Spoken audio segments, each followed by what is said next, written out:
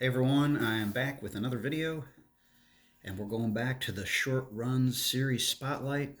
And this time I'm taking a look at all the 40 cent covers, 40 cent issues of the Justice League of America. And there was 21 in all.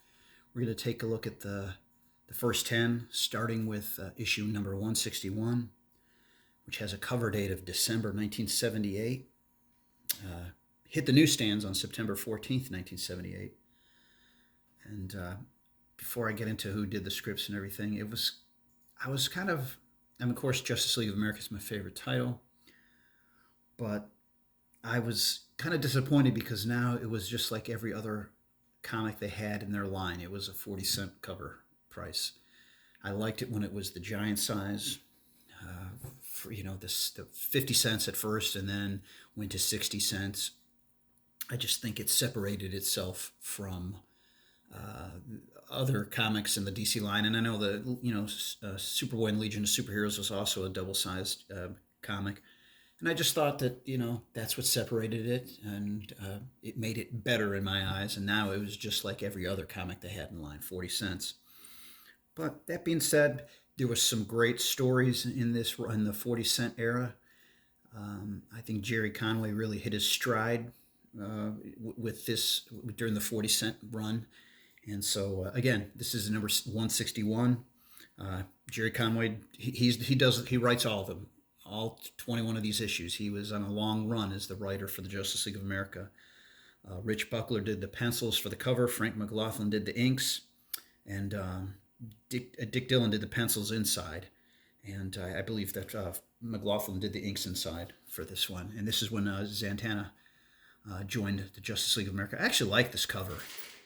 And I never saw this issue, though, on the newsstands. I had to buy it later on as a back issue. Never saw it on the spinner racks or wherever I bought comics.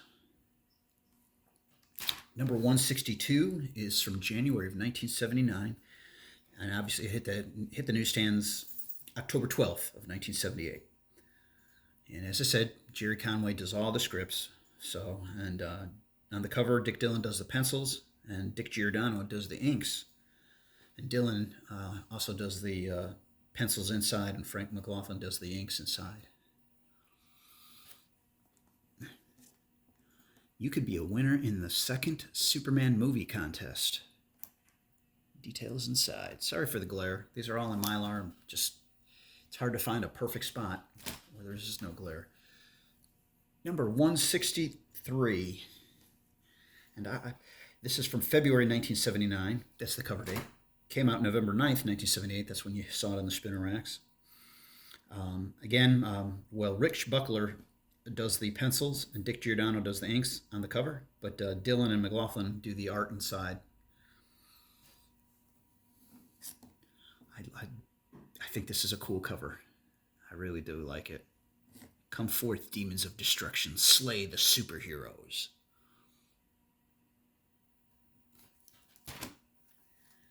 Now to issue number 164. Cover date of March 1979. Hit the newsstands, spinner racks on December 14th of 1978.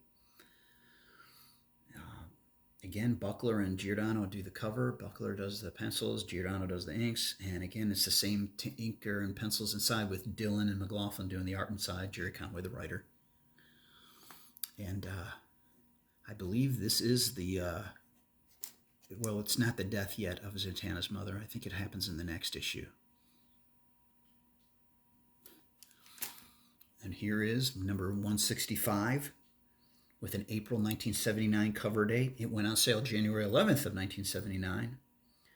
This time, Jose Luis Garcia Lopez does the cover, and I'm a big fan of Jose Luis Garcia Lopez, and I think he does a great job. I loved his version of Superman. And then Dick Dillon and Frank McLaughlin did the inks, pencils and inks inside, respectively. Jerry Conway does the writing. And I believe this is the issue. This is the death of Zatanna's mom. Because in the beginning of this issue, number 166, it starts with her funeral. And this is the first of a three-part series where they battle the secret society of supervillains who had recently, because of the DC explosion slash implosion, lost their comic. Their series was canceled after 15 issues. Too bad. What a great series that was. It was a lot of fun. And but here's number 166 with a May 1979 cover date. It hit the newsstands on February 8th of the same year.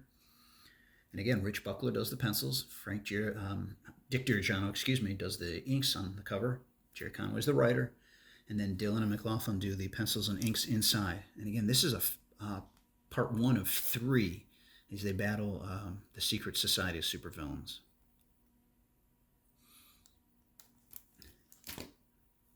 Number 167, June 1979 cover date. March 8th, 1979, it went on sale. Dick Dillon does the pencils on the cover. Dick Giordano does the inks, and then Dylan and McLaughlin do the pencils and inks inside. And as I said, Jerry Conway does all the scripts. He says, you can hear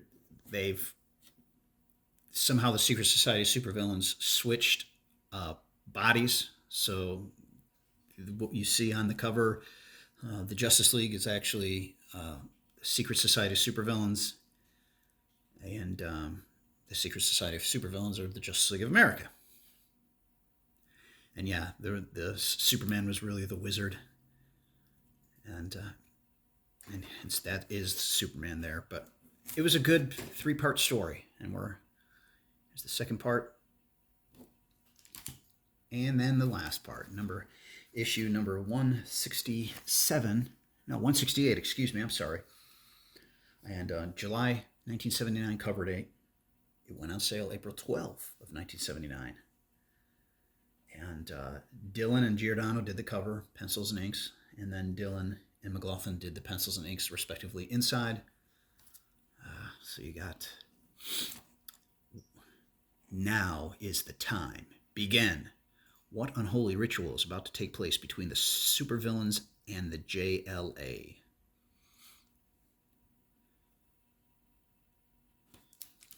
And see, I think in the beginning of this series, it was just, we'll back it up a little. It was just basically these heroes, maybe one more. And then as we got to towards the second part, the rest of the JLA minus Phantom Stranger and Hawkgirl joined in.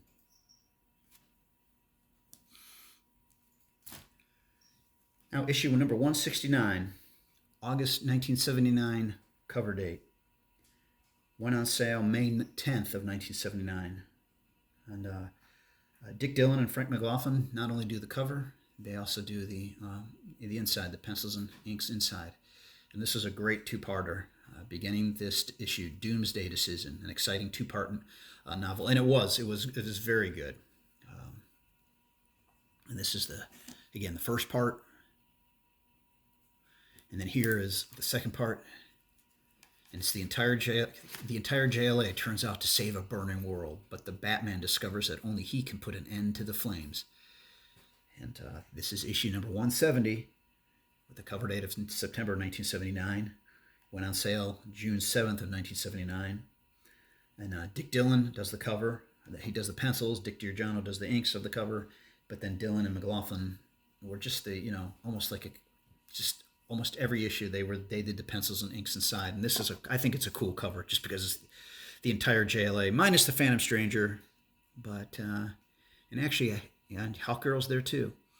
But great issue. And I always liked when there was a lot of superheroes featured in the book. I always thought the more the merrier. And so I never liked it when it was maybe just 4 or 5 superheroes. I mean, I always liked a large group. I guess, it's weird.